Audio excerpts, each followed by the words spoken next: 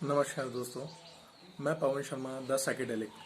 उम्मीद करता हूं कि लॉकडाउन के समय में आप अपने आप को बहुत स्वस्थ और संभाल के रखे होंगे और घर के अंदर ही होंगे, सुरक्षित होंगे अपने परिवार के साथ। दोस्तों, मैं आपसे कुछ बहुत ज़रूरी बात शेयर करना चाहता हूं कि आज लॉकडाउन के 3 दिन गुजर चुके हैं और यकीनन हमारे पास आस पड़ोस में कहीं भी आने जाने का साधन नहीं है या मौका नहीं है।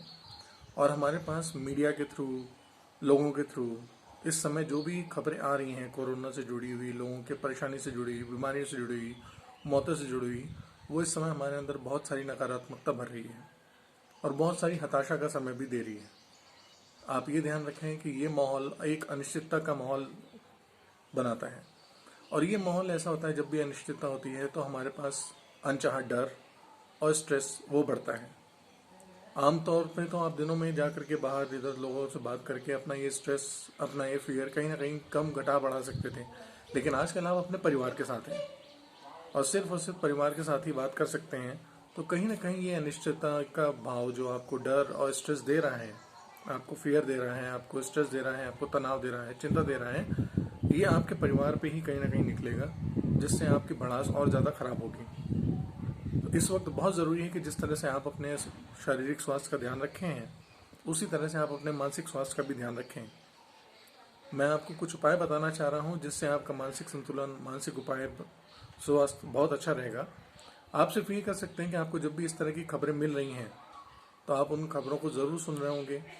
कोशिश करिएगा कि अगर न्यूज़ चैनल सुन रहे हैं टीवी से, तो उसका टीवी वॉल्यूम की आवाज़ थोड़ी सी कम रखें, सिर्फ उतनी ही जहाँ तक आपको सुनाई दे, बहुत ज़्यादा लाउड नहीं।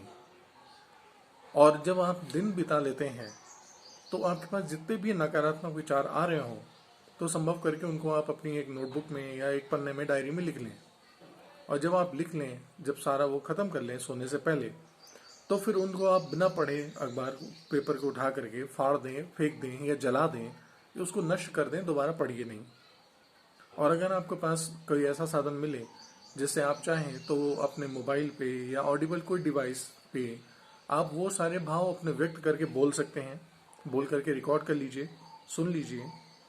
और जब वो फाइल सेव हो जाए तो उसको बिना प्ले करे हुए, बिना सुने हुए आप उसको फिर से डिलीट कर दें। इस तरह से आप रोज़ाना कर लें, क्योंकि अभी सिर्फ 3 दिन हुए हैं और मैं देख रहा हूँ कि लोगों के अंदर बहुत सारी कुछ ऐसी भावनाएं आ रही हैं जो कि आपस में तनाव हो रहा है, घर में परेशानी के भाव आ रहे हैं।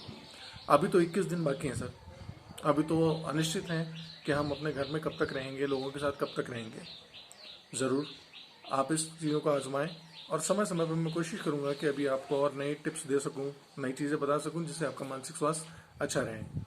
इन सारी बुराइयों के बीच में आप ये चीज़ मान के चलिए कि प्रकृति अपने आप को इस समय रिकवर कर रही है, हील कर रही है, और जो भी हो रहा है वो आपकी बेहतरी के लिए हो रहा है। और मैं आपसे निवेदन करूंगा कि आप कृपया अपने घर में रहें, स्वस्थ रहें, अपने अपनों के साथ रहें और कोशिश करिए कि खुशी का माहौल बढ़ाएं। अपने आप को किसी न किसी क्रिएटिव एक्टिविटी में आप इंगेज रखें, ताकि ये नकारात्मकता व्यवहार आपके पास ज़्यादा असर ना करें। कुछ और जानकारी के लिए अगर आप चाहें तो मुझे काउंसलिंग के लिए कॉल भी कर सकते हैं। मेरा नंबर है 761777779111। मैं दोहरा देता हूँ, 761777779111। और आप हमारी वेबसाइट www.forgiveness.org.in, इस पर भी लॉग ऑन करके बहुत सारी जानकारियाँ देख सकते हैं जो आपके काम आएगी। उम्मीद करता हूँ आपके आने वाले दिन आपके शुभ हों, स्वस्थ हों, मस्त रहें। धन्यवाद।